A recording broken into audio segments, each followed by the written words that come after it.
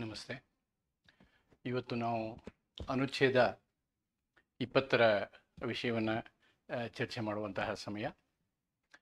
ಈಗಾಗಲೇ ನಾನು ಅನೇಕ ವಿಡಿಯೋ ಕ್ಲಾಸ್ಗಳನ್ನು ಮಾಡಿದ್ದೀನಿ ಸಂವಿಧಾನದ ಮೇಲೆ. ಈ ಸಂವಿಧಾನದ ಮೇಲೆ ಮಾಡಿರುವಂತಹ ಈ ಎಲ್ಲ ವಿಡಿಯೋಗಳನ್ನು ನಾನು ಪ್ಲೇಲಿಸ್ಟ್ ಮಾಡಿ ಒಂದು ಕಡೆ ಹಾಕಿದ್ದೀನಿ.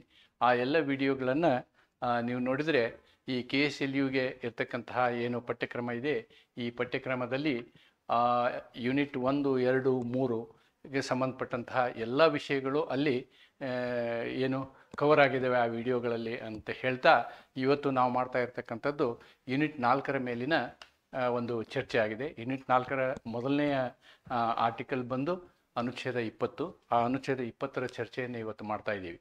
ಈ ಅನುಚ್ಛೇದ 20 ಏನಾಗಿದೆ ಅಂತಂದರೆ, ಅನುಚ್ಛೇದ 20 3 ಉಪವಿಧಿಗಳನ್ನು ಹೊಂದಿದೆ. ವಿಧಿ 1, ವಿಧಿ 2, ವಿಧಿ 3. ಈ 3 ಉಪವಿಧಿಗಳು ಏನು ಹೇಳ್ತಾರೆ, ಇದರ ಸಂಕ್ಷಿಪ್ತವಾದಂಥದ್ದನ್ನು ನಾವು ಹೇಳಬೇಕು ಅಂತಂದರೆ, 21ರಲ್ಲಿ ಏನು ಹೇಳುತ್ತೆ ಅಂತಂದರೆ, ಯಾವುದೇ ಒಬ್ಬ ವ್ಯಕ್ತಿಗೆ ಶಿಕ್ಷೆ ಕೊಡಬೇಕಾದ್ರೆ ಶಿಕ್ಷೆ ಕೊಡುವ ದಿನದಲ್ಲಿ ಆ ಕಾನೂನಿನಲ್ಲಿ ಶಿಕ್ಷೆ ನಮೂದಿಸಿರಬೇಕು. There must be a law to punish a person. Supposing if subsequently a law is made, on that you cannot punish the person on the previous day. If the law comes into force from tomorrow, ನಾಳೆಯಿಂದ ಕಾನೂನು ಬಂದರೆ ಅದರಲ್ಲಿ ಒಂದು ಹೊಸ ಅಪರಾಧವನ್ನು ನೀವು ನಮೂದಿಸಿದರೆ ಆ ಅಪರಾಧದ ಮೇಲೆ ಇವತ್ತು ಶಿಕ್ಷೆ ಕೊಡೋಕ್ಕಾಗಲ್ಲ. ಇವತ್ತು ಅಂಥ ಕೃತ್ಯವನ್ನು ನಾನು ಮಾಡಿದರೆ ಅದು ಅಪರಾಧ ಅಲ್ಲ. That is not an offence. ಒಬ್ಬ ವ್ಯಕ್ತಿಯನ್ನು ಶಿಕ್ಷೆಗೆ ಗುರಿಪಡಿಸಬೇಕು ಅಂತಂದರೆ ಆವತ್ತಿನ ದಿವಸದ ಕಾನೂನಿನಲ್ಲಿ ಅದು ಅಪರಾಧ ಎಂದು ಇರಬೇಕು. ಒಂದು ಇದು 21ರಲ್ಲಿ ಬರ್ತದೆ. ಇದರಲ್ಲಿ ಇನ್ನೂ ಒಂದು ಇದೆ, ಏನು ಸಮಸ್ಯೆ, ಇನ್ನೊಂದು ಏನು ಇದು ತತ್ವ ಇದೆ ಅಂತಂದರೆ, ಯಾವುದೇ ಒಂದು ಶಿಕ್ಷೆ ಕೊಡಬೇಕಾದ್ರೆ ಕಾನೂನಿನಲ್ಲಿ ನಮೂದಿಸಲಾದ ಶಿಕ್ಷೆಗಿಂತ ಹೆಚ್ಚಿನ ಶಿಕ್ಷೆ ಕೊಡೋಕ್ಕಾಗಲ್ಲ. ಕಾನೂನಿನಲ್ಲಿ 5 ವರ್ಷ ಶಿಕ್ಷೆ ಅಂತ ಇದೆ ಅಂದರೆ ಅದನ್ನು ನೀವು ಉಪಯೋಗಿಸಿ 5 ವರ್ಷ 1 ದಿನ ಶಿಕ್ಷೆಯನ್ನು ಕೊಡೋಕ್ಕಾಗಲ್ಲ. 5 ವರ್ಷಕ್ಕಿಂತ ಕಡಿಮೆ ಕೊಡ್ಬೋದು, ಹೆಚ್ಚು ಕೊಡೋಕ್ಕಾಗಲ್ಲ. ಇದು ಅನುಚ್ಛೇದ 21ರಲ್ಲಿದೆ. ಮತ್ತು 22ರಲ್ಲಿ ಏನು ಹೇಳುತ್ತೆ ಅಂತಂದರೆ, ಒಬ್ಬ ವ್ಯಕ್ತಿಗೆ ಒಂದೇ ವಿಷಯದ ಮೇಲೆ, ಒಂದೇ ಅಪರಾಧದ ಮೇಲೆ ಒಂದಕ್ಕಿಂತ ಹೆಚ್ಚು ಶಿಕ್ಷೆಯನ್ನು, ಒಂದಕ್ಕಿಂತ ಹೆಚ್ಚು ಬಾರಿ ಶಿಕ್ಷೆಯನ್ನು ಕೊಡೋಕ್ಕಾಗಲ್ಲ. No one shall be prosecuted and punished for the same offence for more than one time. ಇನ್ನೊಂದು ಅನುಚ್ಛೇದ 23ರಲ್ಲಿ ಏನು ಹೇಳ್ತೀವಿ ನಾವು ಅಂತಂದರೆ, no person accused of any offence shall be compelled to give witness against himself ಅಂತ. ಅವನು ತನ್ನ ಅಪರಾಧಕ್ಕೆ ತಾನೇ ಸಾಕ್ಷಿ ಕೊಡೋದಕ್ಕೆ ಅವನಿಗೆ ಒತ್ತಾಯ ಮಾಡಿಕೊಡ್ದು. ಅವನೇ ನಾನು ತಪ್ಪು ಒಪ್ಕೊಂಡ್ರೆ ಏನು ಮಾಡೋಕ್ಕಾಗಲ್ಲ. ಆದರೆ ಪ್ರಾಸಿಕ್ಯೂಷನ್, ರಾಜ್ಯ ಏನಿದೆ ಅಥವಾ ಪೊಲೀಸರು ಏನಿದ್ದಾರೆ, ಅವರು ಅವನಿಗೆ ಒತ್ತಾಯಪೂರ್ವಕವಾಗಿ ನಿನ್ನ ವಿರುದ್ಧ ನೀನೇ ಸಾಕ್ಷಿ ಹೇಳು ಅಂತ ಹೇಳೋಕ್ಕಾಗಲ್ಲ. ಈ 3 ಉಪವಿಧಿಗಳನ್ನ ನಾವು ಇದರಲ್ಲಿ ನೋಡ್ಬೋದು. ಇವನ್ನು ಒಂದೊಂದಾಗಿ ನಾವು ಚರ್ಚೆ ಮಾಡ್ತಾ ಹೋಗೋಣ. ಈಗ ಮೊದಲನೆಯ ವಿಧಿ ಅಂದರೆ, ಒಂದು ನೆನ್ಪಿಟ್ಕೋಬೇಕು, ಅನುಚ್ಛೇದ 20 ಇರೋದು ಶಿಕ್ಷೆಗೆ ಸಂಬಂಧಪಟ್ಟಂತಹ ಹಕ್ಕು, ಶಿಕ್ಷಿತರಿಗೆ ಸಂಬಂಧಪಟ್ಟಂತಹ ಹಕ್ಕು. ಯಾರು ದಂಡನೀಯ ಅಪರಾಧದಲ್ಲಿ ಶಿಕ್ಷೆಗೆ ಒಳಗಾಗಿರ್ತಾರೆ ಅವರಿಗೆ ಸಂಬಂಧಪಟ್ಟಂತಹ ಹಕ್ಕು. ಅಂದರೆ ನೆನ್ಪಿಟ್ಕೊಳ್ಳಿ, even A person who is convicted, ಜೈಲಿನಲ್ಲಿ ಇರೋರಿಗೂ ಹಕ್ಕುಗಳಿದ್ದಾವೆ ಅನ್ನೋದನ್ನು ನಾವು ಮರೆಯಬಾರ್ದು. ಅದು ಇಲ್ಲಿ ಗೋಚರ ಆಗುತ್ತೆ. ಅನುಚ್ಛೇದ 21 ನಾನು ಈಗ ಹೇಳ್ದಂಗೆ ಏನು ಹೇಳುತ್ತೆ, no person shall be convicted for any offence except for violation of law in force. Except for violation of law in force, ಜಾರಿಯಲ್ಲಿರುವ ಕಾನೂನಿನ ಪ್ರಕಾರ ಮಾತ್ರ. At the time of commission of the act, ಅವನೇನು ಕ್ರಿಯೆಯನ್ನು ಮಾಡಿರ್ತಾನಲ್ಲಿ, ಆ್ಯಕ್ಟ್ ಅಂದರೆ ಇಲ್ಲೇ ಅವನ ಅಪರಾಧ, ಅವನೇನು ಅಪರಾಧವನ್ನು ಮಾಡಿರ್ತಾನೆ ಅವತ್ತಿನ ಚಾರ್ಜ್ಡ್ ಆ್ಯಸ್ ಅಫೆನ್ಸ್.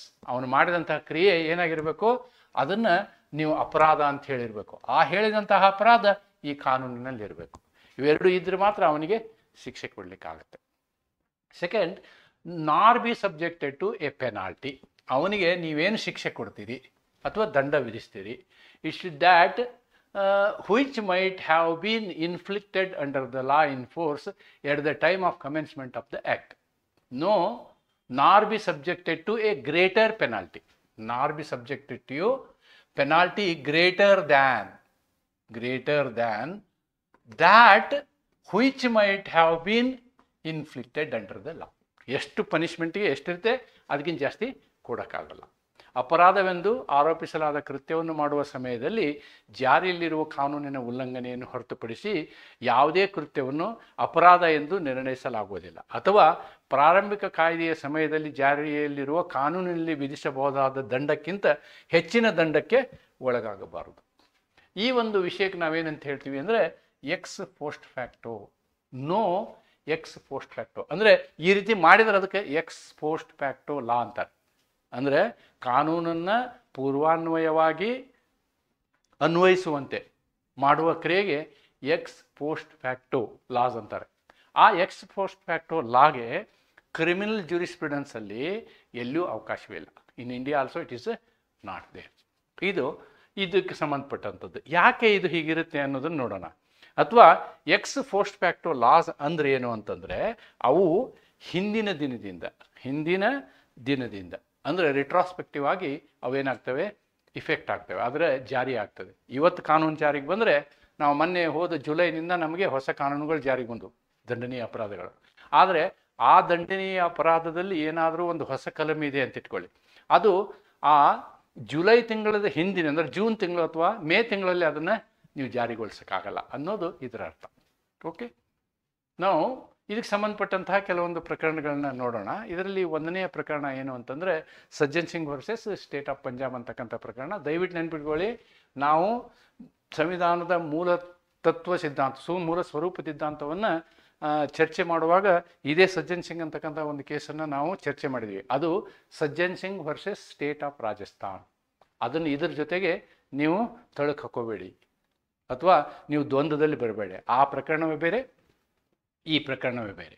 ಇದು Sajjan Singh versus state of Punjab. ನೋಡಿ, ಅಲ್ಲಿ ನಾವು Shankar Dev Singh versus state of U P, Sajjan Singh versus state of Rajasthan, ಆಮೇಲೆ Golaknath versus state of Punjab, Keshavananda Bharati versus state of Kerala ಅಂತಿದ್ದು ಪ್ರಕರಣ. ಅವನ್ನ ನೆನಪು ಮಾಡ್ಕೊಳ್ಳಿ. ಆ ಪ್ರಕರಣ ಅದು ಯಾವುದೇ ಪ್ರಕರಣ ಇದಲ್ಲ ಅಂತ ಹೇಳ್ತಾ, ಇಲ್ಲಿ ಏನಾಗಿರುತ್ತೆ ಅಂತಂದರೆ ಭ್ರಷ್ಟಾಚಾರದ ಅಡಿಯಲ್ಲಿ ಇವನಿಗೆ ಶಿಕ್ಷೆ ಆಗಿರುತ್ತೆ. ಇವನನ್ನು ಕೆಲಸದಿಂದ ತೆಗಿತಾರೆ ಅಥವಾ ಇವನಿಗೆ ಶಿಕ್ಷೆ ಆಗುತ್ತೆ. ಅಂದರೆ ಭ್ರಷ್ಟಾಚಾರ ಕಾನೂನನ್ನು ಎಲ್ಲಿ ಒಂದು ಸೆಕ್ಷನ್ ಇದೆ, ಸೆಕ್ಷನ್ 5. ಸೆಕ್ಷನ್ 5ನಲ್ಲಿ ಏನು ಮಾಡ್ತಾರೆ ಅಂದರೆ ಅವರು ತಮ್ಮ ಗಳಿಕೆಗಿಂತ ಹೆಚ್ಚು ಆಸ್ತಿ ಇದೆಯಾ ನೋಡ್ತಾರೆ. ಗಳಿಕೆಗಿಂತ ಹೆಚ್ಚು ಆಸ್ತಿ ಇದ್ದರೆ ಅದಕ್ಕೆ ಡಿಸ್ಪ್ರಪೋರ್ಷನೇಟ್ ಅಸೆಟ್ ಅಂತಾರೆ. ಈ ಡಿಸ್ಪ್ರಪೋರ್ಷನೇಟ್ ಅಸೆಟ್ಟನ್ನು ಯಾರು ಹೊಂದಿರ್ತಾರೋ ಅವ್ರ ಮೇಲೆ ಶಿಕ್ಷೆ ಆಗುತ್ತೆ. According to section 5 of the prevention of corruption act 1947, ಭ್ರಷ್ಟಾಚಾರ ತಡೆ ಕಾಯ್ದೆ ಏನಿದೆ, ನಿರ್ಮೂಲನಾ ಕಾಯ್ದೆಯ ಸೆಕ್ಷನ್ 5ರ ಪ್ರಕಾರ ಶಿಕ್ಷೆ ಆಗುತ್ತೆ. ಇಲ್ಲಿ ಏನಾಗುತ್ತೆ ಅಂತಂದರೆ ಈ ಕಾನೂನು 1947ರಲ್ಲಿ ಜಾರಿಗೆ ಬಂದಿರುತ್ತೆ. ಈ ಪ್ರಕರಣ 1964ರಲ್ಲಿ ಆಗಿರುತ್ತೆ. ಇವನು ಈ ಅನುಚ್ಛೇದ 21ರ ಸಹಾಯ ತಗೊಳ್ಳಿಕ್ಕೆ ಪ್ರಯತ್ನ ಮಾಡ್ತಾನೆ ಸಜ್ಜನ್ ಸಿಂಗ್. ಏನು ಹೇಳ್ತಾನೆ ಸಜ್ಜನ್ ಸಿಂಗ್ ಅಂತಂದರೆ, ನೀವು ಮಾಡಿದ್ದು ಸರಿ ಇಲ್ಲ, ನೀವೇನು ಮಾಡಿದಿರಿ ಅಂತಂದರೆ ನನ್ನ ಮೂಲಭೂತ ಹಕ್ಕಾದ ಅನುಚ್ಛೇದ 21ನ್ನು ಉಲ್ಲಂಘಿಸಿದಿರಿ ಅಂತಾರೆ. ಹೆಂಗೆ ಉಲ್ಲಂಘಿಸಿದಿರಿ? ನೀವು ನನ್ನ ಡಿಸ್ಪ್ರಪೋರ್ಷನೇಟ್ ಅಸೆಟ್ ಏನಿದೆಯಲ್ವಾ, ನನ್ನ ಡಿಸ್ಪ್ರಪೋರ್ಷನೇಟ್ ಅಸೆಟ್ ಅಂದರೆ ಇದು ಪ್ರಮಾಣಕ್ಕೆ ಅನುಗುಣವಾಗಿಲ್ಲದ ಅಸೆಟ್ ಅಂತ ಏನು ಹೇಳ್ತೀರೋ ನೀವು, ಇದನ್ನು ನೀವು ಕ್ಯಾಲ್ಕುಲೇಷನ್ ಮಾಡಬೇಕಾದ್ರೆ ಏನು ಮಾಡಿದಿರಿ, ನಾವು ಈ ಡೇಟ್ಗಿಂತ ಮೊದಲು ಗಳಿಸಿದಂಥ ಆಸ್ತಿನೂ ಲೆಕ್ಕಕ್ಕೆ ತೊಗೊಂಡ್ರಿ, ಅದು ತೊಗೋಬಾರ್ದು ಅಕಾರ್ಡಿಂಗ್ ಟು ದಿಸ್ ಆರ್ಟಿಕಲ್ ಅಂತ ಒಂದು ವಾದ. ನೀವು ಏನು ಮಾಡಿದಿರಿ, ನಾನು ಆಸ್ತಿ ಗಳಿಸಿದ್ದೀನಿ ಹೌದು, ಆದರೆ ನೀವೇನು ಮಾಡಿ 1947ಕ್ಕಿಂತ ನೆಕ್ಸ್ಟ್ ಆಸ್ತಿ ತೊಗೊಳ್ಳಿ, ಹಳೇದು ತೊಗೋಬೇಡಿ ಅಂತ ಅವನ ವಾದ. ಸುಪ್ರೀಂ ಕೋರ್ಟ್ ಅದನ್ನು ಒಪ್ಪೋದಿಲ್ಲ. ಇಲ್ಲಿ ನೀನು ನಿನ್ನ ಡಿಸ್ಪ್ರಪೋರ್ಷನೇಟ್ ಅಸೆಟ್ ಆಗಿರುವ ದಿನ ಇದೆಯಲ್ವಾ, ಹೆಚ್ಚು ಆಸ್ತಿ ಗಳಿಸಿರೋ ದಿನ ಇದೆಯಲ್ವಾ, ಅದು ಅಪರಾಧದ ದಿನ. ಅದು ಅಪರಾಧದ ದಿನ. 1964 ಅಪರಾಧದ ದಿನ. ಈ ಕಾನೂನು ಜಾರಿಗೆ ಬಂದದ್ದು 1947ನಲ್ಲಿ. ಆದರೆ ಕ್ಯಾಲ್ಕುಲೇಷನ್ ಮಾಡೋದಕ್ಕೂ ನಿನ್ನ ಅಪರಾಧಕ್ಕೂ ಸಂಬಂಧ ಇಲ್ಲ.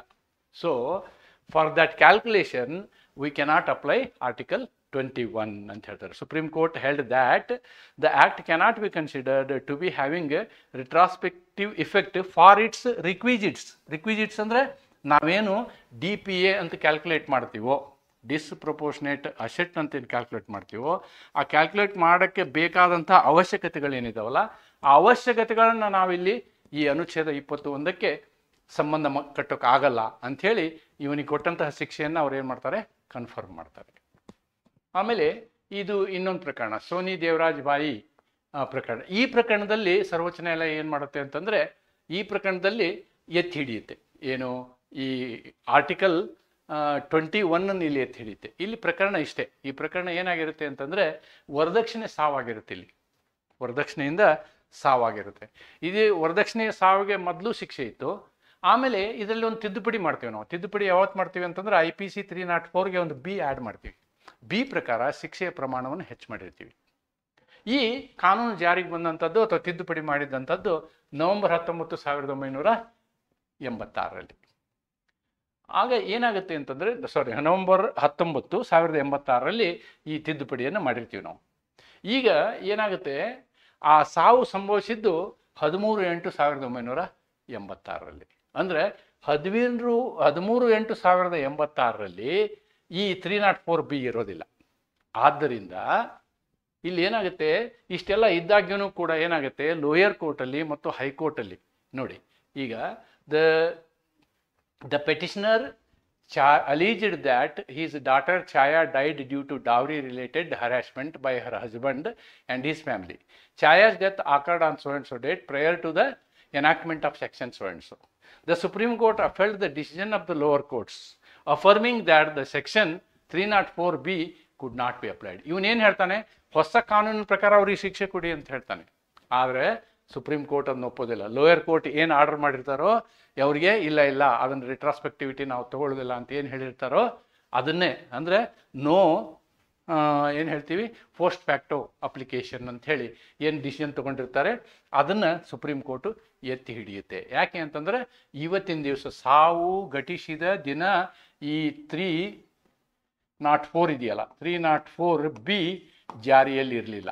It was not in force ಅನ್ನೋದನ್ನು ಈ ಪ್ರಕರಣದಲ್ಲಿ ನಾವು ನೋಡ್ಬೋದು.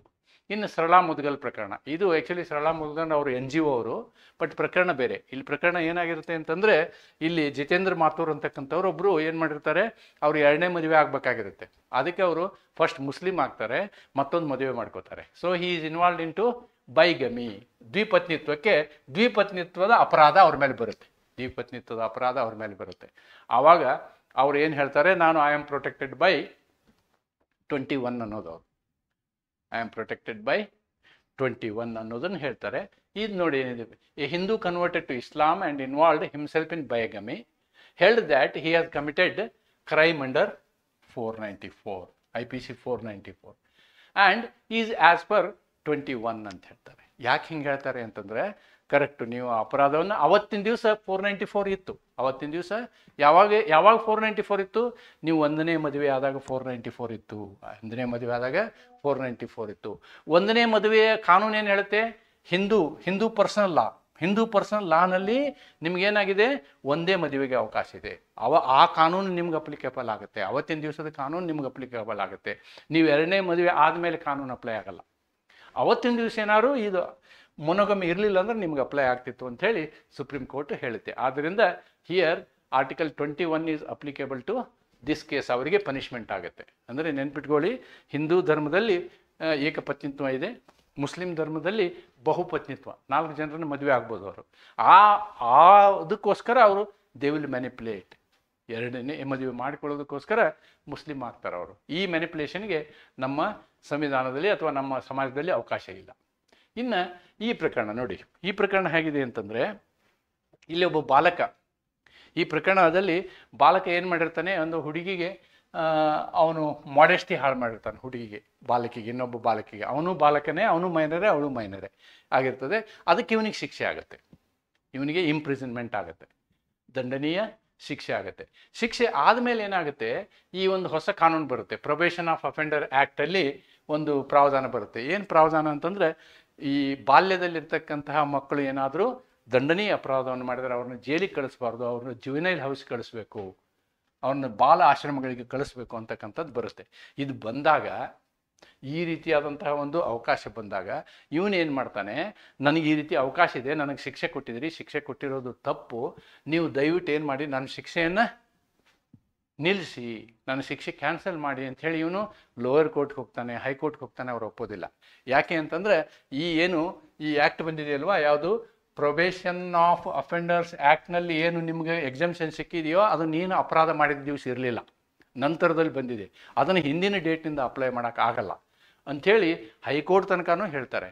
ಆದರೆ ಸುಪ್ರೀಂ ಕೋರ್ಟ್ ಏನು ಮಾಡುತ್ತೆ ಅಂತಂದರೆ, ಯಾವ ವಿಷಯದಲ್ಲಿ ಅಕ್ಯೂಸ್ಡ್ ಬೆನಿಫಿಟ್ ಆಗುತ್ತೋ, ಇಲ್ಲಿ ಏನು ಅಂತಂದರೆ ಇಂಪಾರ್ಟೆಂಟು, ಅವನು ಬಾಲಕ ಆಗಿರ್ತಾನೆ, ಅವನು ಇನ್ನೂ ಜಗತ್ತು ಕಂಡಿರೋದಿಲ್ಲ, ಅಂಥವ್ರಿಗೆ ಇಲ್ಲಿ ಅನುಕೂಲ ಮಾಡ್ಬೇಕಂತ ಹೇಳಿ ಈ ಕಾನೂನು ಮಾಡಿರ್ತಾರೆ. ಪ್ರೊಬೇಷನ್ ಆಫ್ ಅಫೆಂಡರ್ಸ್ ಆ್ಯಕ್ಟ್ ಮಾಡಿರೋದು ಆ ಉದ್ದೇಶಕ್ಕೋಸ್ಕರ.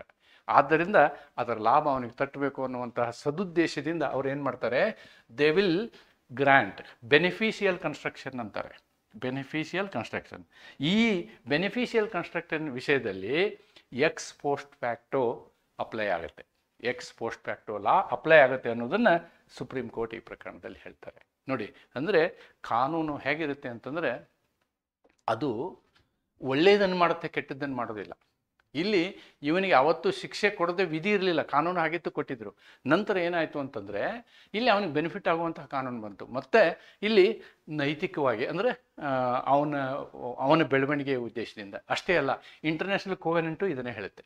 ಒಂದು ವೇಳೆ ಕ್ರಿಮಿನಲ್ ಜೂರಿಸ್ಪ್ರುಡೆನ್ಸಲ್ಲಿ ಶಿಕ್ಷೆಗಳು ಕಮ್ಮಿ ಆದರೆ ನೀವು ಅದನ್ನು ರೆಟ್ರಾಸ್ಪೆಕ್ಟಿವ್ ಆಗಿ ಯೂಸ್ ಮಾಡಿ ಅಂತಕ್ಕಂಥದ್ದನ್ನು ಹೇಳುತ್ತೆ. ಆ ಆಧಾರದ ಮೇಲೆ ಈ ಪ್ರಕರಣದಲ್ಲಿ ಏನಾಯಿತು, ಈ ಎಕ್ಸ್ ಪೋಸ್ಟ್ ಫ್ಯಾಕ್ಟೋ ಲಾನ ಯೂಸ್ ಮಾಡಲ ಅಂದರೆ ಉಪಯೋಗ ಮಾಡಲಾಯಿತು ಅಂತಕ್ಕಂಥದ್ದನ್ನು ಇಲ್ಲಿ ನಾವು ನೋಡ್ಬೋದು.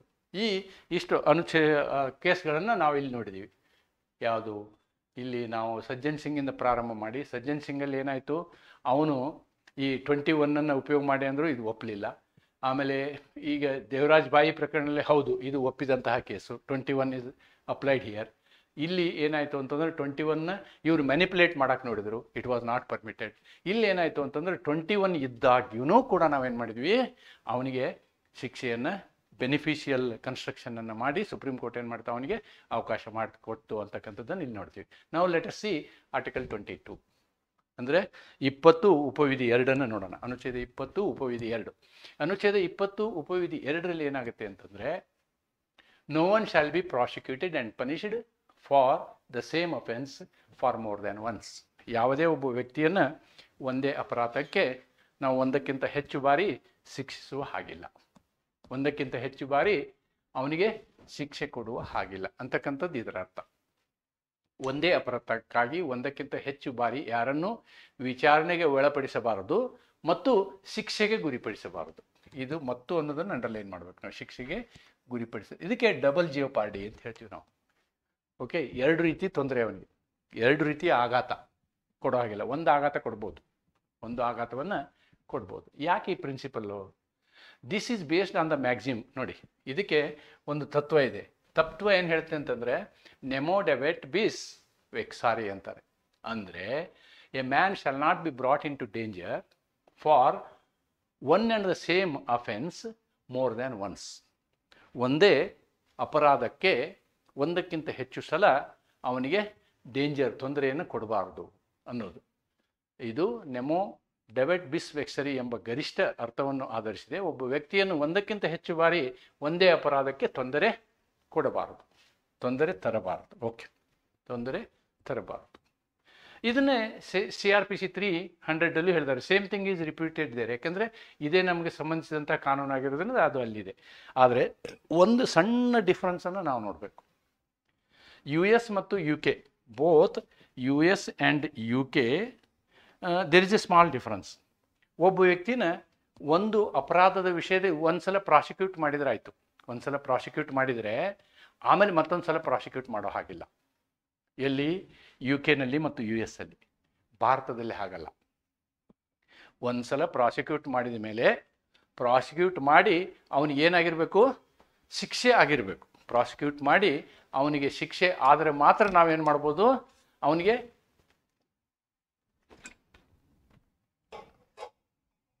ಇನ್ನೊಮ್ಮೆ ಪ್ರಾಸಿಕ್ಯೂಟ್ ಮಾಡೋ ಹಾಗಿಲ್ಲ. That is the rule in India. In India it is not only prosecution, in addition to prosecution there must be a conviction, then he cannot be prosecuted again ಅನ್ನೋದನ್ನು ನಾವು ಕ್ಲಾರಿಫೈ ಮಾಡಬೇಕು. ಅದೇ ಕೇಸ್ ಇಲ್ಲಿದೆ. First case best bakery case ಅಂತ ಹೇಳ್ತೀವಿ ನಾವು. Best bakery ಕೇಸಲ್ಲಿ ಏನಾಗುತ್ತೆ ಅಂತಂದರೆ, ಇಲ್ಲಿ ಹಾಡು ಹಗಲೇ ಬೇಕರಿಯಲ್ಲಿ ಇರ್ತಕ್ಕಂಥ ಎಲ್ಲರನ್ನು ಸೇರಿಸಿ ಅವ್ರನ್ನ ಸುಟ್ಟು ಹಾಕ್ತಾರೆ. ಈ ಸುಟ್ಟು ಹಾಕಿದಂಥ ಸಂದರ್ಭದಲ್ಲಿಯೂ ಏನಾಗುತ್ತೆ, ಅಲ್ಲಿ ಟ್ರಯಲ್ ಕೋರ್ಟಲ್ಲಿ ವಿಚಾರಣೆ ನಡೆಯುತ್ತೆ. ಟ್ರಯಲ್ ಕೋರ್ಟಲ್ಲಿ ಅವ್ರನ್ನ ಅಕ್ವಿಟ್ ಮಾಡ್ತಾರೆ, ಅಪೀಲ್ ಹೋಗ್ತಾರೆ. ಅಪೀಲ್ನಲ್ಲಿಯೂ ಅವ್ರನ್ನ ಅಕ್ವಿಟ್ ಮಾಡಿದ್ದು ಸರಿ ಅಂತ ಹೇಳ್ತಾರೆ. ಎಲ್ಲ ಸಾಕ್ಷಿ ಇಡೀ ದೇಶವೇ ನೋಡಿದಂತಹ ಪ್ರಕರಣದಲ್ಲಿ ಅವರು ಖುಲಾಸೆ ಆಗ್ತಾರೆ. ಟ್ರಯಲ್ ಕೋರ್ಟಿಂದ ಖುಲಾಸೆ ಆಗ್ತಾರೆ, ಹೈಕೋರ್ಟಿಂದ ಖುಲಾಸೆ ಆಗ್ತಾರೆ. ಇದು ಸರ್ವೋಚ್ಚ ನ್ಯಾಯಾಲಯಕ್ಕೆ ಹೋಗುತ್ತೆ. ಆವಾಗ ಸರ್ವೋಚ್ಚ ನ್ಯಾಯಾಲಯ ಎಲ್ಲವನ್ನೂ ಗಮನಿಸಿ ಏನು ಹೇಳುತ್ತೆ ಅಂತಂದರೆ, ನೀವು ಮಾಡಿದಂಥ ಯಾವ ಕ್ರಿಮಿನಲ್ ಪ್ರಕ್ರಿಯೆನೂ ಸರಿ ಇಲ್ಲ, you are killing the criminal jurisprudence itself ಅಂತ ಹೇಳುತ್ತೆ supreme court. Supreme court says that nothing is properly done in this case ಅಂಥೇಳಿ ನೀವು ಏನು ಮಾಡಿ, ಇನ್ನೊಂದು ಸಲ ರೀಟ್ರಯಲ್ ಮಾಡಿ ಅಂಥೇಳಿ ರೆಪ್ರಿಮ್ಯಾಂಡ್ ಮಾಡಿ ಮತ್ತೆ ಟ್ರಯಲ್ ಕೋರ್ಟ್ಗೆ ಈ ಪ್ರಕರಣವನ್ನು ಮರಳಿ ಕಳಿಸಲಾಗುತ್ತೆ. Now you see here what happened in earlier instance prosecution was done.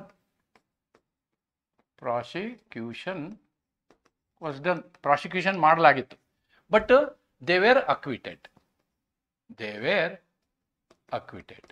ಅವ್ರನ್ನ ಖುಲಾಸೆಗೊಳಿಸಲಾಗಿತ್ತು.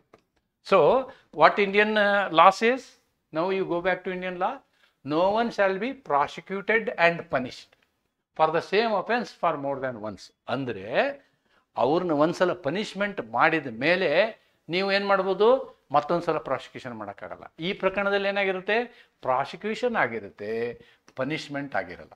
ಪನಿಷ್ಮೆಂಟು ಆಗಿರಲ್ಲ, ಅವರು ಅಕ್ವಿಟ್ ಆಗಿರ್ತಾರೆ. ಆದ್ದರಿಂದ ರೀಟ್ರಯಲ್ಗೆ ಇಲ್ಲಿ ಪರ್ಮಿಷನ್ ಕೊಟ್ಟರು. ಇಲ್ಲಿ ನೋಡಿ, ಇದು ಮೋನಿಕಾ ಬೇದಿ ಕೇಸ್. ಮೋನಿಕಾ ಬಿಡಿ ಅಲ್ಲ, ಇದು ಒಂದು ತೆಗೀರಿ. ಮೋನಿಕಾ ಬೇದಿ ವರ್ಸಸ್ ಸ್ಟೇಟ್ ಆಫ್ AP ಪ್ರಕರಣದಲ್ಲಿ ಈ ಫಿಲ್ಮ್ ಆ್ಯಕ್ಟ್ರೆಸ್ ಅಂತ ಕಾಣುತ್ತೆ. ಇವರು ಪೋರ್ಚುಗೀಸಲ್ಲಿ ಇವರಿಗೆ ಶಿಕ್ಷೆ ಆಗಿರುತ್ತೆ. She was prosecuted and convicted. ನೋಡಿ, ಅವ್ರನ್ನ ದಂಡನೀಯ ಪ್ರಕ್ರಿಯೆಯಲ್ಲಿ ಶಿಕ್ಷೆಗೆ ಗುರಿಪಡಿಸಿರ್ತಾರೆ. ನಂತರ ಅವ್ರನ್ನ ಭಾರತಕ್ಕೆ ಕರ್ಕೊಂಡ್ಬರ್ತಾರೆ, ಭಾರತದಲ್ಲಿಯೂ ಶಿಕ್ಷೆ ಕೊಡ್ತಾರೆ. ಆವಾಗ ನನಗೆ ಡಬಲ್ ಜಿಯೋಪಾರ್ಡಿ ಅಂತ ಹೋಗ್ತಾರೆ ಅವರು. Civil claim double jeopardy. ಆದರೆ ಸರ್ವೋಚ್ಚ ನ್ಯಾಯಾಲಯ ಏನು ಮಾಡುತ್ತೆ ಅವ್ರ ವಿಷಯದಲ್ಲಿ ಅಂತಂದರೆ, ಅಲ್ಲಿರ್ತಕ್ಕಂಥ ನೋಡ್ತಾರೆ, ಕೂಲಂಕಷವಾಗಿ ಚರ್ಚೆ ಮಾಡಿದ ತಕ್ಷಣ ಅವ್ರು ನೋಡ್ತಾರೆ, ಅಲ್ಲಿರುವ ಅಪರಾಧಗಳಿಗೂ ಇಲ್ಲಿರುವ ಅಪರಾಧಗಳಿಗೂ ವ್ಯತ್ಯಾಸ ಇದೆ. They are not same offence, they are different offences. Because they are different offences, double jeopardy cannot be applied. Double ಜಿಯೋಪಾರ್ಡಿಲಿ ಏನಿರಬೇಕು, ಅದೇ ಅಪರಾಧ ಇರಬೇಕು, ಅದಕ್ಕೆ ಮತ್ತೊಂದು ಸಲ ಶಿಕ್ಷೆ ಆಗಬಾರ್ದು. That is what article 22 says. ಅನುಚ್ಛೇದ 20 ಉಪವಿಧಿ 2 ಏನು ಹೇಳುತ್ತೆ ಅಂತಂದರೆ, ಒಂದೇ ಅಪರಾಧಕ್ಕೆ, ಇಲ್ಲಿ ಅಪರಾಧಗಳು ಬೇರೆ ಇದ್ದುದರಿಂದ ಏನಾಯಿತು, ಸುಪ್ರೀಂ ಕೋರ್ಟು 22ನ ಇವರಿಗೆ ಬೆನಿಫಿಟ್ ಕೊಡಲಿಕ್ಕೆ ಸುಪ್ರೀಂ ಕೋರ್ಟ್ ಒಪ್ಪೋದಿಲ್ಲ.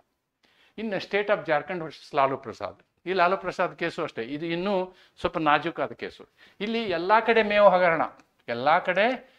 ಹಗರಣವನ್ನು ಮಾಡಿರ್ತಾರೆ ಅವರು ನಮ್ಮ ಬಿಹಾರದ ಮುಖ್ಯಮಂತ್ರಿ ಆಗಿದ್ದರು.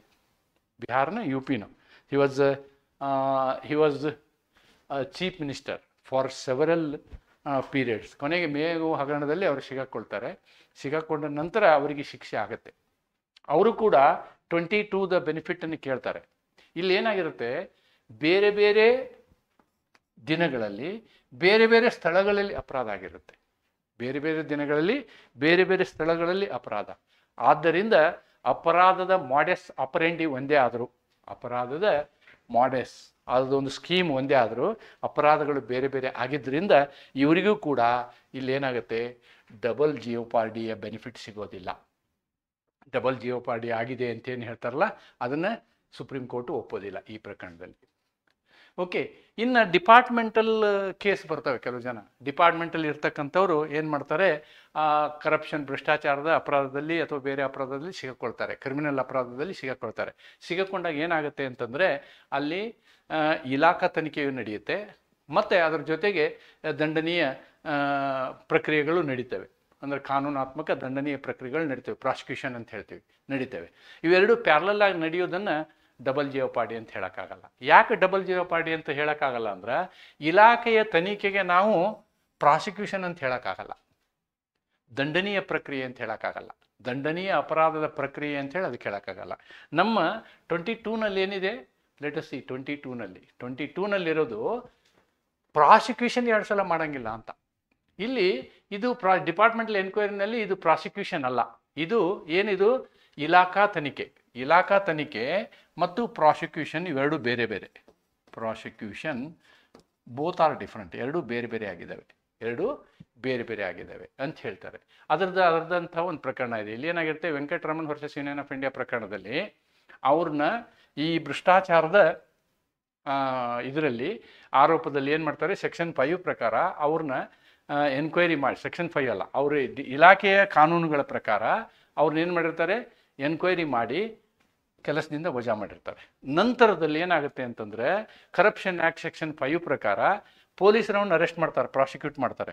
ಆವಾಗ ಅವನು ಕೋರ್ಟ್ ಮುಂದೆ ಹೋಗ್ತಾನೆ, ಆಲ್ರೆಡಿ ನನಗೆ ಡಿಪಾರ್ಟ್ಮೆಂಟಲ್ಲಿ ಇದಕ್ಕೆ ಪನಿಷ್ಮೆಂಟ್ ಕೊಟ್ಟಿದ್ದಾರೆ, ನನಗೆ ಕೆಲಸದಿಂದ ತೆಗೆದಿದ್ದಾರೆ, ಆದ್ದರಿಂದ ನೀವು ಮತ್ತೊಂದು ಪ್ರಾಸಿಕ್ಯೂಷನ್ ಮಾಡೋಕ್ಕಾಗೋದಿಲ್ಲ ಅಂತ. ಆವಾಗ ಸುಪ್ರೀಂ ಕೋರ್ಟ್ ಏನು ಹೇಳುತ್ತೆ, know the prosecution and departmental enquiry cannot be one and the same, they are different only.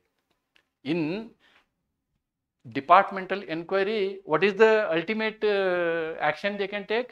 They will ask you to go home, dismiss is the highest penalty. ಆದರೆ ಇಲ್ಲೇನಾಗುತ್ತೆ, ನಿಮಗೆ ಜೈಲು ಶಿಕ್ಷೆಯೂ ಆಗುತ್ತೆ. ಆದ್ದರಿಂದ ಅವೆರಡು ನಾವು ಒಂದೇ ಅಂತ ಹೇಳೋಕ್ಕಾಗಲ್ಲ ಅಂಥೇಳಿ ಈ ಪ್ರಕರಣದಲ್ಲಿ ನಿಮಗೆ ಡಬಲ್ ಜೀವೋಪಾಡಿ ಅಪ್ಲೈ ಆಗೋದಿಲ್ಲ ಅಂಥೇಳಿ ಈ ವೆಂಕಟರಮಣ್ ಅವರಿಗೆ ಇವರ ಮನವಿಯನ್ನು ತಿರಸ್ಕರಿಸ್ತದೆ.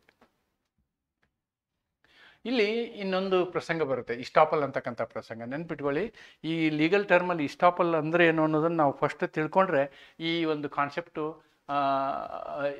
ನಿಮಗೆ ಅರ್ಥ ಆಗ್ಬೋದು ಅನಿಸುತ್ತೆ ನನಗೆ. ಈ ಕಾನ್ಸೆಪ್ಟ್ ಅರ್ಥ ಆಗಬೇಕು ಅಂತಂದರೆ ನೀವು ಇಸ್ಟಾಪಲ್ ಅಂದರೆ ಏನು ಅಂತ ತಿಳ್ಕೊಬೇಕು. ಒಬ್ಬ ಜವಾಬ್ದಾರಿಯುತ ವ್ಯಕ್ತಿ ಒಂದು ಹೇಳಿಕೆಯನ್ನು ಮಾಡ್ತಾನೆ, he will state or he will issue some order. ಆ ಆರ್ಡರ್ನ ಮೇಲೆ ಅಥವಾ ಆ ಹೇಳಿಕೆಯ ಮೇಲೆ ಅದನ್ನು ನಂಬಿ ಯಾರೋ ಒಬ್ಬರು they will do something else. ಆ ಹೇಳಿಕೆಯನ್ನು ಹಿಂದೆ ತಗೊಂಡ್ರೆ ಅವ್ರಿಗೆ ಹಾನಿ ಆಗುತ್ತೆ. ಅಂತಹ ಸಂದರ್ಭದಲ್ಲಿ ಅವರಿಗೆ ಹೇಳಿಕೆ ಹಿಂದೆ ತಗೊಳಕ್ಕಾಗಲ್ಲ. ರೆಸ್ಪಾನ್ಸಿಬಲ್ ಪರ್ಸನ್ ಪೊಸಿಷನ್ಲಿರೋರಿಗೆ ಹೇಳಿಕೆಯನ್ನು ಹಿಂದೆ ತೆಗೆದುಕೊಳ್ಳೋಕ್ಕಾಗಲ್ಲ. ಹಿಂದೆ ತಗೊಂಡ್ರೆ ಅದು ತಪ್ಪು. ಅದಕ್ಕೆ ಏನು ಹೇಳ್ತೀವಿ ನಾವು, is stopped from taking his statement ಅಂತ. Is stopped from taking his statement back ಅಂತ ಹೇಳ್ತೀವಿ. ಅದಕ್ಕೆ ಏನು ಪ್ರಾಮಿಸರಿ ಇಸ್ಟಾಪಲ್ ಅಂತ ಹೇಳ್ತಾರೆ. ಇಲ್ಲಿ ಆ ಇಶ್ಯೂ ಆಫ್ ಇಸ್ಟಾಪಲ್ ಬರುತ್ತೆ ಒಂದೊಂದು ಸಲ. ಏನಾಗುತ್ತೆ, ಒಬ್ಬ ವ್ಯಕ್ತಿಯ ವಿಷಯದಲ್ಲಿ 2-3 ಕೇಸ್ಗಳು ನಡೀತಾ ಇರ್ತವೆ, 2-3 ಪ್ರಕರಣಗಳು ನಡೀತವೆ, ಅಥವಾ ಒಂದರ ನಂತರ ಇನ್ನೊಂದು ಪ್ರಕರಣ ನಡೀತಾ ಇರ್ತವೆ ಅಂತ ತಿಳ್ಕೊಳ್ಳಿ. ಒಂದು ಪ್ರಕರಣದ ಟ್ರಯಲ್ನಲ್ಲಿ ಯಾವುದೇ ಒಂದು ವಿಷಯದ ಮೇಲೆ ಟ್ರಯಲ್ ಕಂಪ್ಲೀಟ್ ಆಗಿರುತ್ತೆ, trial or prosecution gets completed in that issue, then the decision arrived at, ಅಲ್ಲಿ ನಿರ್ಧಾರ ತೆಗೆದುಕೊಂಡಂತಹ ನಿರ್ಧಾರ ಅವನಿಗೆ ಅನುಕೂಲ ಆಗುವ ಹಾಗಿರುತ್ತೆ. ಆದಾಗ ಇನ್ನೊಂದು ಟ್ರಯಲ್ ನಡೆಯುವಾಗ ಇದೇ ವಿಷಯವನ್ನು ಮತ್ತೊಂದು ಸಲ ಅಲ್ಲಿ ಪ್ರಾಸಿಕ್ಯೂಟ್ ಮಾಡೋಂಗಿಲ್ಲ. ಇದೇ ವಿಷಯವನ್ನು ಅಲ್ಲಿ ಮತ್ತೊಂದು they are stopped. Once a settled matter is settled ಅನ್ನೋದೇ ಇದರ ಅರ್ಥ.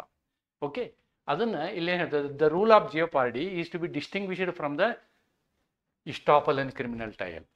ಏನು ಹಂಗಂದರೆ, if the issue of fact ಯಾವುದೋ ಒಂದು ವಿಷಯದ ಬಗ್ಗೆ ಏನು ಒಂದು ಫೈನಲ್ ನಿರ್ಧಾರ ಆಗಿದ್ರೆ, is decided by the competent court, ಒಂದು ಕೋರ್ಟಲ್ಲಿ ಅದು ಯೋಗ್ಯವಾದ ಕೋರ್ಟಲ್ಲಿ decide on a former occasion, ಮೊದಲನೆಯ ಸಂದರ್ಭದಲ್ಲಿ, and the finding is in favour of the accused, ಮತ್ತು ಅದರ ನಿರ್ಧಾರ ಆ ಏನು ಅಪರಾಧಿ ಇರ್ತಾನಲ್ಲ ಅವನ ಪರವಾಗಿದ್ದರೆ, this finding will be acting as an estoppel. ಇದು ಏನಾಗುತ್ತೆ, ಇದನ್ನು ಮತ್ತೊಂದು ಸಲ ಓಪನ್ ಮಾಡೋಕ್ಕಾಗಲ್ಲ. ದಿಸ್ ಕೆನಾಟ್ ಬಿ ವಿಡ್ರಾನ್, ಇದನ್ನು ವಾಪಸ್ ತೊಗೊಳಕ್ಕಾಗಲ್ಲ, ಈ ಡಿಸಿಷನನ್ನು ವಾಪಸ್ ತೊಗೊಳಕ್ಕಾಗಲ್ಲ. It cannot be withdrawn. Or it acts as a res judicata ಅಂತ ಹೇಳ್ತಾರೆ. It acts as a res judicata against the prosecution ಅದೇ ವಿಷಯದ ಮೇಲೆ ಮತ್ತೊಂದು ಸಲ ಟ್ರಯಲ್ಲು ಪ್ರಾಸಿಕ್ಯೂಷನ್ ಮಾಡೋಕ್ಕಾಗಲ್ಲ.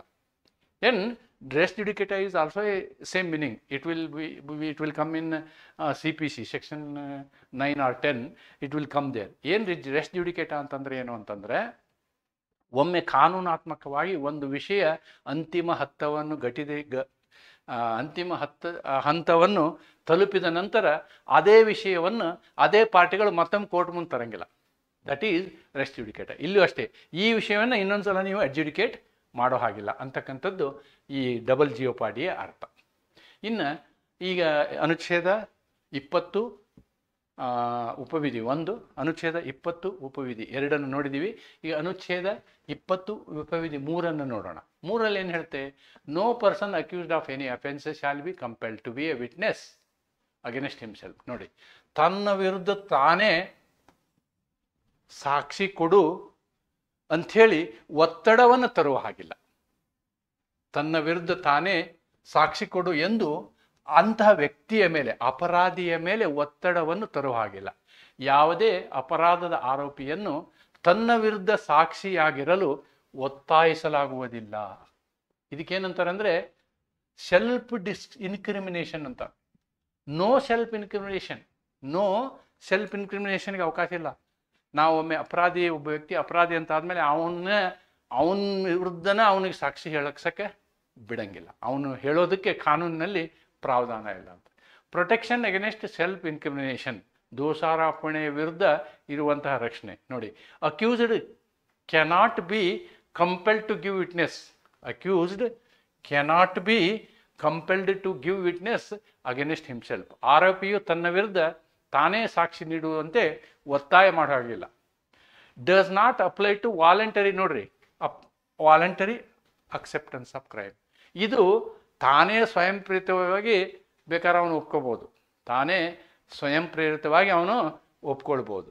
ನೋ, ಅಪರಾಧದ ಸ್ವಯಂ ಪ್ರೇರಿತ ಸ್ವೀಕಾರಕ್ಕೆ ಅನ್ವಯಿಸೋದಿಲ್ಲ. ಯಾರಾದರೂ ತಾನೇ ಅಂದರೆ ಡ್ಯೂರೆಸ್ ಇರಬಾರ್ದು. It should not be compelled. ಅವನು ಸ್ವಯಂ ಪ್ರೇರಿತವಾಗಿ ಅವನು ಹೇಳಿದರೆ ಅದಕ್ಕೇನು ತೊಂದರೆ ಇಲ್ಲ. In India this protection is available only to accused person. ನೋಡ್ರಿ, ಈಗ ಫಾರಿನ್ ಕಂಟ್ರೀಸಲ್ಲಿ ಏನಾಗಿದೆ, this is available to witnesses also.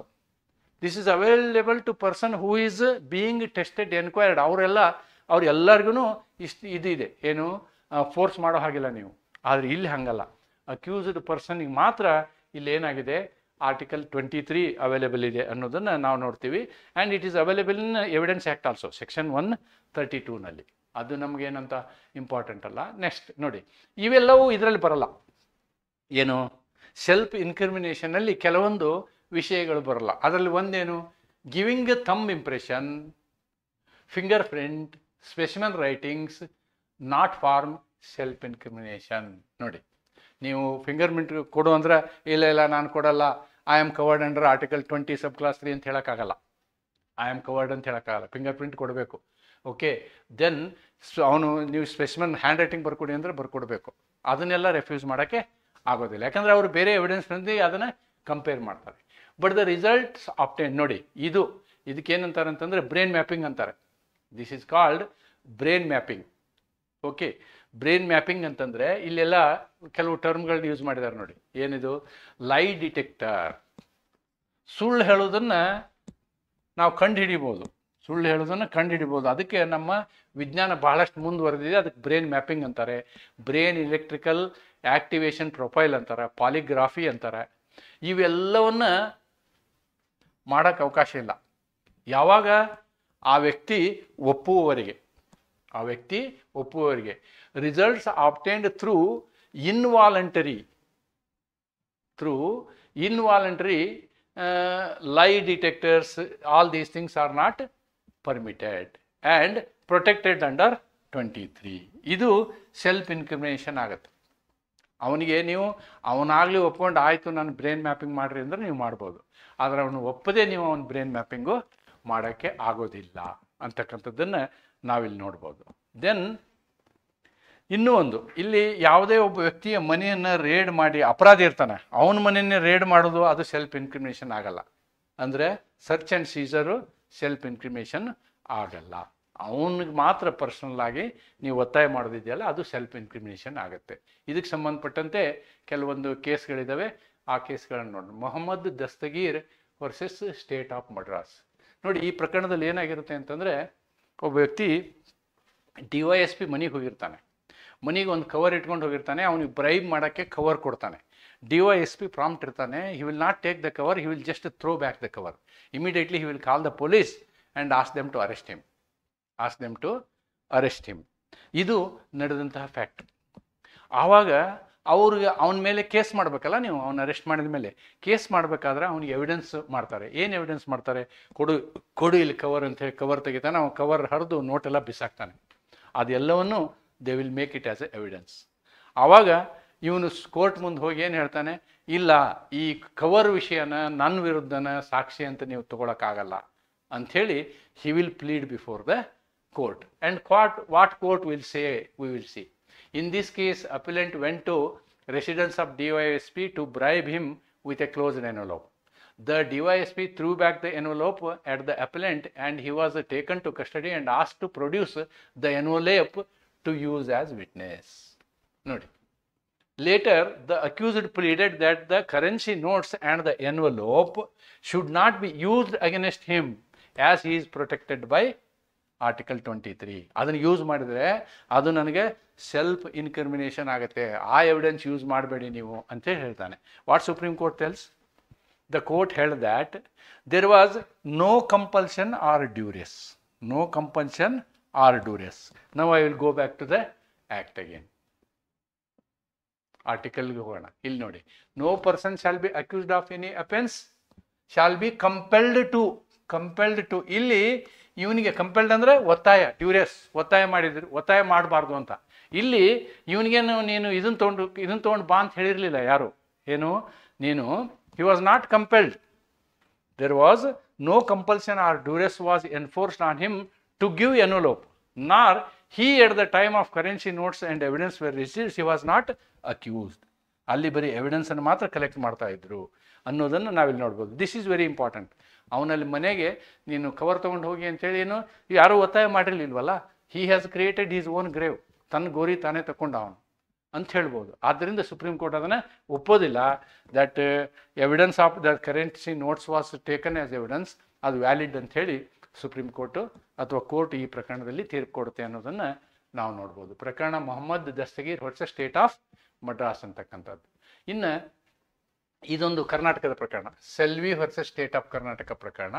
ಇಲ್ಲಿ ನಾನು ಹೇಳಿದ್ನಲ್ವ, ಪಾಲಿಗ್ರಾಫಿ ಇದನ್ನೆಲ್ಲ ಮಾಡೋದಕ್ಕೆ ಅನುಮತಿ ಇಲ್ಲದೆ ಅವಕಾಶ ಇಲ್ಲ ಅಂತ. ಇದು ಅನುಚ್ಛೇದ 21ಕ್ಕೂ ವಿರುದ್ಧವಾಗಿದೆ. Life and liberty, no man can take the life and personal liberty of a person without the procedure established by law ಅಂತ ಹೇಳ್ತೀವಿ ನಾವು. ಆದ್ದರಿಂದ ಇಂಥದ್ದೆಲ್ಲನೂ ನ್ಯಾರ್ಕೋಟಿಕ್ ಅನಾಲೈಸಿಸ್, ಪಾಲಿಗ್ರಾಫ್, ಅದೇ ಹೇಳಿದ್ನಲ್ಲ, BEAP, ಇವೆಲ್ಲವನ್ನು ಮಾಡಲಿಕ್ಕೆ ಅವಕಾಶ ಇಲ್ಲ. ಈ ಪ್ರಕರಣದಲ್ಲಿ ಅದನ್ನು ಮಾಡಲಿಕ್ಕೆ ನೋಡಿದ್ರು, but supreme court said no, this will not be permitted ಅಂತ ಹೇಳ್ತಾರೆ. ಆಮೇಲೆ ಇದು ಒಂದು ಬಹಳಷ್ಟು ಮುಖ್ಯವಾದಂಥ ಪ್ರಕರಣ. ಈ ನಂದಿನಿ ಸತ್ಪತಿಯವರು ಒರಿಸ್ಸಾದ ಮುಖ್ಯಮಂತ್ರಿ ಆಗಿದ್ದರು. ಇವರು ಕೂಡ ಈ ಏನು ಭ್ರಷ್ಟಾಚಾರದ ಆರೋಪದಲ್ಲಿ ತೊಡಗಿದ್ರು. ಇವರಿಗೆ ಭ್ರಷ್ಟಾಚಾರದ ಆರೋಪದಲ್ಲಿ ತೊಡಗಿದಂಥ ಪ್ರಸಂಗದಲ್ಲಿ ಇವರು ಇನ್ನೂ ಎನ್ಕ್ವೈರಿ ಸಂದರ್ಭದಲ್ಲಿ ಇವ್ರ ಮೇಲೆ ಭಾಳಷ್ಟು ಪ್ರೆಷರ್ ಮಾಡಲಾಯಿತು. ಇಂಟ್ರಾಗೇಷನ್ ಟೈಮಲ್ಲಿ ನೀವು ಹೇಳಿಕೆ ಬರೆದು ಕೊಡಿ, ಇವರು ಒಪ್ಪಲಿಲ್ಲ, ಏನೂ ಹೇಳಲಿಲ್ಲ.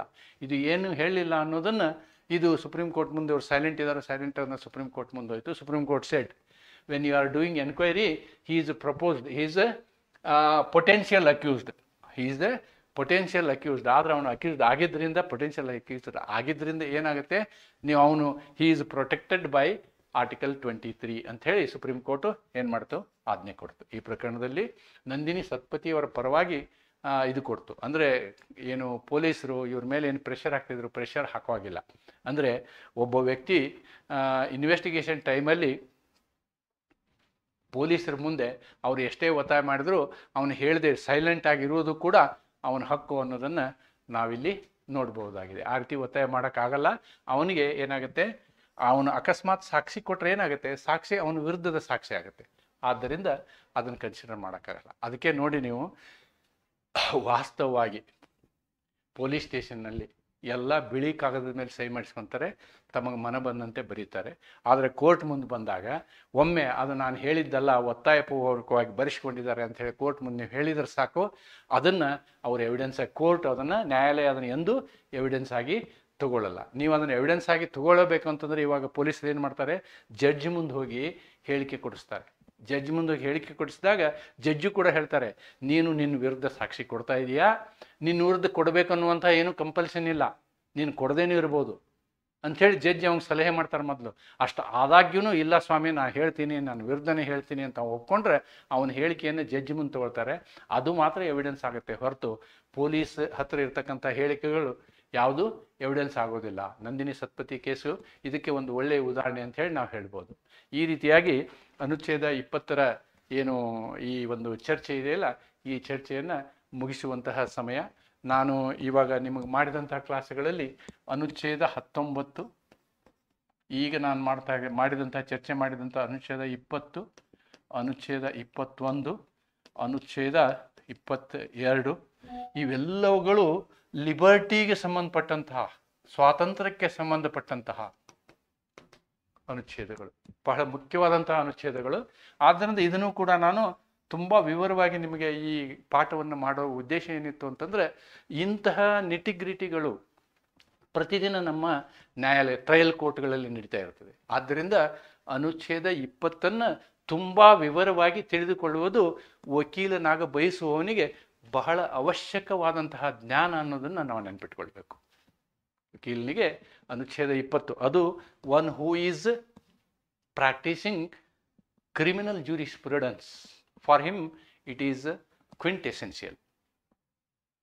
What is important here is any criminal law, there is no scope for retrospective implementation.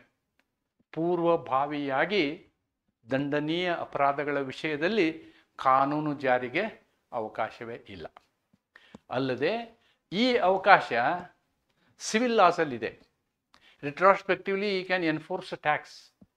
By making a law tomorrow, you can enforce tax 5 years before, for the accounts of 5 years before. Civil laws can be done. We can challenge them, that is a different issue. But strictly that is not permitted in criminal law. In other words, there is no scope for ex post facto laws in criminal punishments.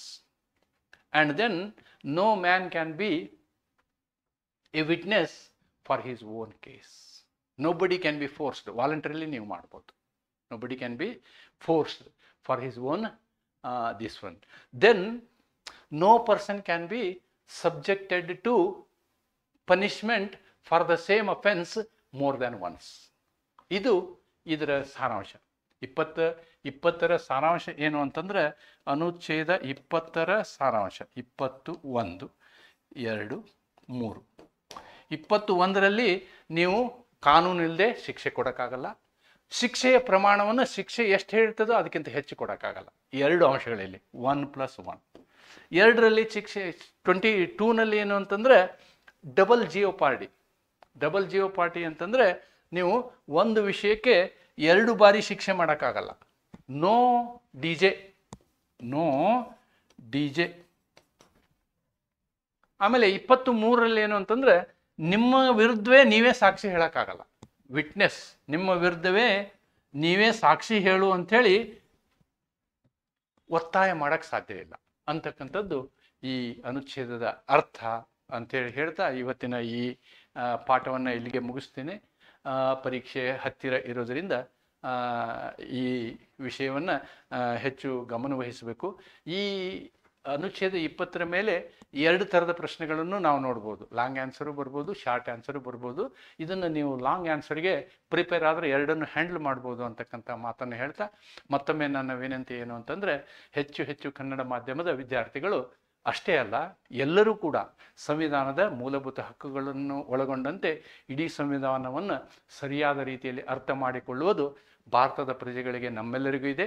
ವಿಶೇಷವಾಗಿ ಯಾರು ನಾವು ವಕೀಲಿ ವೃತ್ತಿಯನ್ನು ಮಾಡ್ತೀವೋ, LLBಯನ್ನು ಓದ್ತಾ ಇದ್ದೀವೋ, ಇದನ್ನು ಪೂರ್ಣ ಪ್ರಮಾಣದಲ್ಲಿ ಅರ್ಥ ಮಾಡಿಕೊಂಡ್ರೆ ನಿಮಗೆ ನಿಮ್ಮ ಏನು ಅಭಿವೃದ್ಧಿಗೆ ಅಥವಾ ನಿಮ್ಮ ಕರಿಯರ್ಗೆ ಇದು ಬಹಳ ಅನುಕೂಲ ಆಗ್ತದೆ ಅಂತ ಹೇಳಿ, ನೀವು ಹೆಚ್ಚು ಜನರಿಗೆ ಇದರ ಲಾಭವನ್ನು ತಟ್ಟಿಸುವಲ್ಲಿ ನೀವು ಕೂಡ ಪ್ರಯತ್ನ ಮಾಡ್ತೀರಿ ಅಂಥೇಳಿ, ಹೆಚ್ಚು ಜನರಿಗೆ ಇದನ್ನು ಶೇರ್ ಮಾಡಿ ಅಂತ ಹೇಳ್ತಾ ಈ ಒಂದು ವಿಡಿಯೋನ ಇಲ್ಲಿಗೆ ಮುಗಿಸ್ತೀನಿ. ನಮಸ್ಕಾರ. Thank you.